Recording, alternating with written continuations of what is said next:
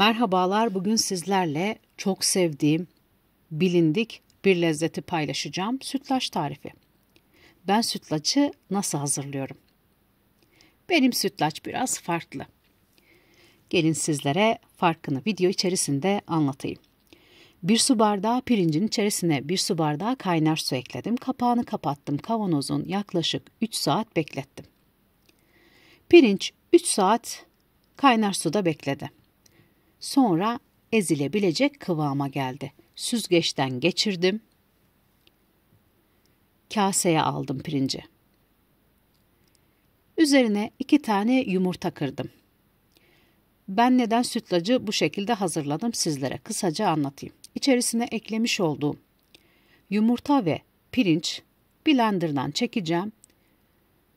Pirinç nişasta görevini görecek. Sütlaç içerisinde nişasta kullanmayacağım.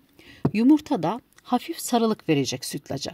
Bu tarifi fırında da hazırlayabilirsiniz. Ben fırında hazırlamayacağım. Vaktim olmadığından fırında hazırlamadım. Fırında da sütlacı çok severim. Blenderdan geçirmiş olduğum yumurta ve pirinç kıvamını gördünüz. 1 çay bardağı pirinci yıkadım. Tencereye aldım. Üzerine 2 su bardağı su ekledim. Kısık ateşte pirinci pişirmeye bıraktım. Tamamen yumuşayıncaya kadar kısık ateşte pişirdim. Suyunu da çekti. Sıra geldi tencereye sütü eklemeye. 12 su bardağı toplamda süt ekledim. Bol miktarda hazırladım. Sütlacı çok seviyoruz. Kase kase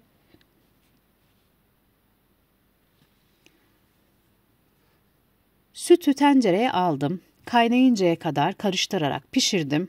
İçerisinde pirinç olduğu için dibine sarma yapışma olmasın diye. 3 su bardağı toz şeker ekledim. Toz şeker miktarını kontrollü ilave edin.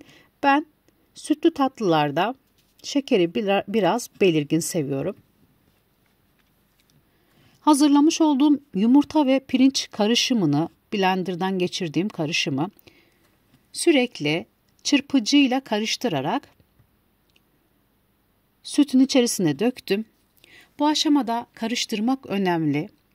Normal bir nişastayı nasıl sütlacın içerisine eklediğiniz zaman karıştırmadığınızda topaklanma oluyorsa bunda da aynı şekilde olur.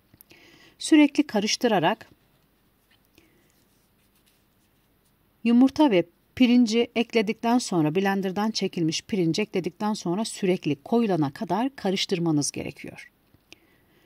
Ben sütlacı biraz koyu kıvamlı severim. İçerisindeki bol taneleriyle, bol pirinçli.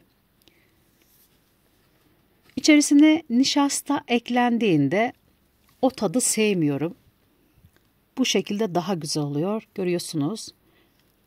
Sütlaç hazır.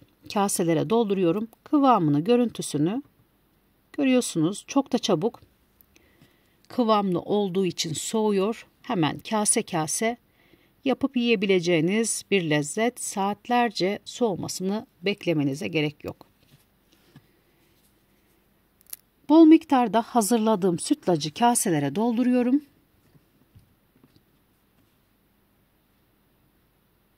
Yapımı pratik, yemesi lezzetli sütlacı bir de böyle deneyin. İçerisine nişasta kullanmadan sadece pirinçle koyu kıvama getirdiğim, yumurta ve pirinçle kıvama getirdiğim bir tarif. Şimdiden hazırlamak isteyenlere afiyet olsun. Kanalıma abone olmayı, beğeni yorum yapmayı unutmayın lütfen.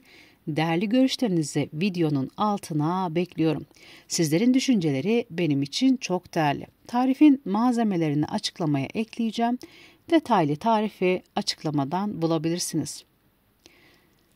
Kanalımda birbirinden pratik birçok tarif var. Bu tarifte artık onların arasında başka lezzetlerde tekrar görüşmek üzere.